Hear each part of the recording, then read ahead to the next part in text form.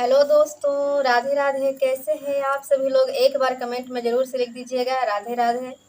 तो आज हम ये वीडियो बना रहे हैं। आज मैं आप लोगों के साथ शेयर करूंगी कि नवरात्रि में हमें किन बातों का ध्यान रखना चाहिए और नवरात्रि में माँ दुर्गा की पूजा कैसे की जाती है, किन बातों का ध्यान रखना चाहिए, वो आज हम इस वीडियो में डिस्कस करेंगे। तो वीडियो को लास्ट तक देखिएगा। और अभी तक अगर आपने मेरे चैनल को सब्सक्राइब नहीं किया है तो जल्दी से चैनल को जाइए, सब्सक्राइब कर लीजिए ताकि मेरी अगली वीडियो की नोटिफिकेशन आप तक तुरंत पहुंच जाए। तो देखिए, सबसे पहले आपको क्या करना है। जैसे तो नवरात्रि में सबसे पहले जैसे 3 अक्टूबर को इस बार नवरात्रि पड़ रही है, तो जैसे 3 अक्टूबर को पड़ रही है तो नवरात्रि के पहले दिन ही आपको अच्छे से घर को साफ सुथरा करना है।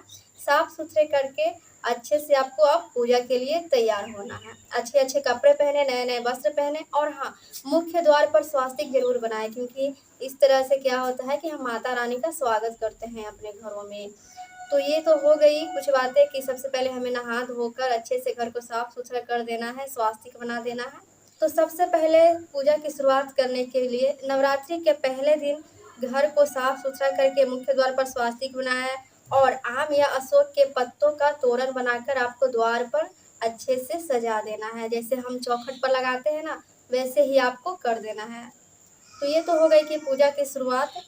अब आपको करना क्या है, कलश स्थापना। अब कलश स्थापना में आपको ध्यान देना है कि जैसे आपने पूजा की चौकी, आप जिस भी चौकी पर माता की तस्वीर या फिर मूर्ति स्थापित करना चाहती हो, उस चौकी को आपको लाना है। उस पर क्या करना है, मतलब अब देखिए, जैसे हमारे घरों में पूजा घर होता है, तो जहाँ पर आप माता की फोटो या फिर मूर्ति स्थापित करना चाहते हैं, उस जगह पर आपको थोड़ा सा गंगा जल छिटक देना है। उससे क्या होता है ना कि वो स्थान बिल्कुल पवित्र हो जाता है। ठीक है।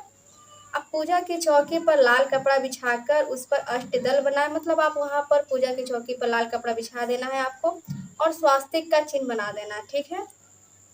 और वहां पर आप माँ दुर्गा की मूर्ति स्थापित करें।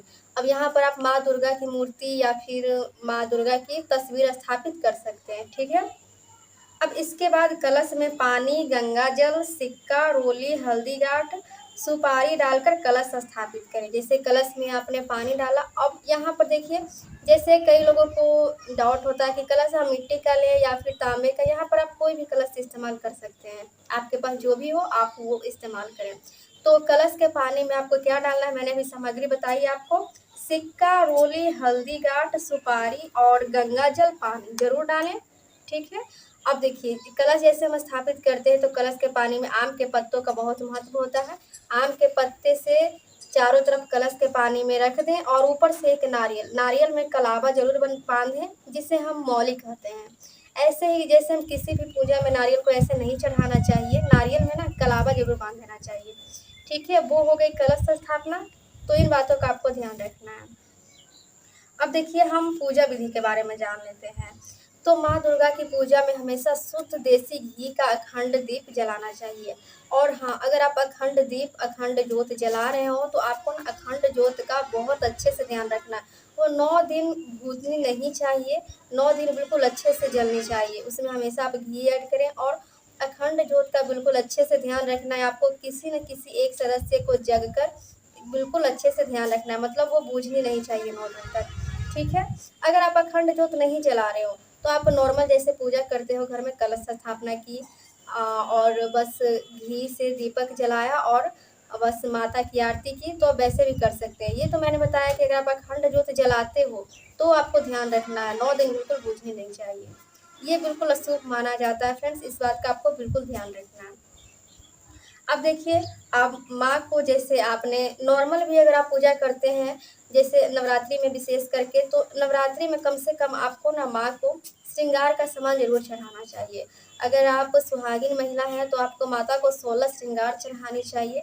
अगर 16 श्रृंगार नहीं चढ़ा पा रहे हो तो नॉर्मल जैसे चूड़ी, बिंदी, मतलब जो भी सिंदूर वगैरह, मतलब आप 6-7 प्रकार के अगर श्रृंगार भी हैं तो आप वो भी चढ़ा सकते हैं। लेकिन आप श्रृंगार जरूर चढ़ाएं। एक लाल वस्त्र में सारे श्रृंगार को या फिर आप बांध दें, या फिर ऐसे एक एक करके चढ़ा दें। ठीक है।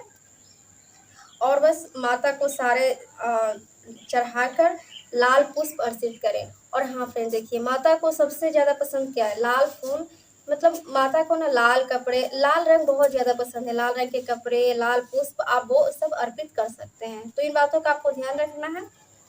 अब देखिए, अब बारी आती है कि माता को हम भोग लगाएँ, तो आप तो जानते ही हैं कि माता के 9 रूप होते हैं और माता के 9 रूप में माता को अलग-अलग भोग लगाया जाता है। तो माता के 9 रूप को अलग-अलग भोग लगाने के लिए आपको अलग-अलग सामग्री खरीदनी होगी। ऐसे तो हम नॉर्मली जैसे पूजा करते हैं तो किसी चीज़ का भी भोग चढ़ा देते हैं डेली, लेकिन जब नवरात्रि आती है तो नवरात्रि में माँ दुर्गा के स्पेशल आपको ना 9 तरीके का भोग ज़रूर लगाएँ, इससे माता बहुत ही ज़्यादा खुश हो जाती हैं। तो इन बातों का आपको ध्यान रखना है। अब देखिए जैसे नवरात्रि का आपने व्रत किया है, तो नवरात्रि के व्रत में आपको शराब, मांस मतलब ये सब मदिरा वगैरह खाना-पीना नहीं चाहिए। अगर आप व्रत करते हो या फिर नहीं भी करते हो, तो नवरात्रि के दौरान इस इन सब को ना अपने आप से दूर रखना चाहिए। तो ये तो हो गई फ्रेंड्स कुछ बातें जो मैंने आपको बताई कि आपको पूजा के दौरान कौन-कौन सी बातें आपको ध्यान में रखनी है। आई होप आपको वीडियो अच्छा लगा होगा और हाँ, अगर आपको कोई भी डाउट हो तो हमें कमेंट में ज़रूर बताइएगा, मैं उसका रिप्लाई ज़रूर करूँगी। और जैसे देखिए मैंने अभी तो बताया आपको कि नवरात्रि में माता को 9 रूप के 9 अलग-अलग भोग लगाए जाते हैं। अब 9 अलग-अलग भोग क्या है अगर आप वो भी जानना चाहते हैं, तो वो मैं आपको अगले वीडियो में शेयर करूँगी क्योंकि ये वीडियो काफ़ी लंबा हो जाएगा। तो हमें कमेंट में आप ज़रूर बताइएगा और कमेंट में एक बार जय माता दी ज़रूर लिख दीजिएगा फ्रेंड्स। आई होप आपको वीडियो अच्छा लगा हो, आपको कुछ जानकारी इससे मिली होगी कि कैसे हमें माता की पूजा करनी है, किन बातों का ध्यान रखना है। तो फ्रेंड्स अगर वीडियो अच्छा लगे तो वीडियो को लाइक ज़रूर कर दीजिएगा और अपने फैमिली फ्रेंड के साथ शेयर कर दीजिएगा। तो चलिए मिलते हैं हम नेक्स्ट वीडियो में, तब तक के लिए बाय बाय, टेक केयर, जय माता दी।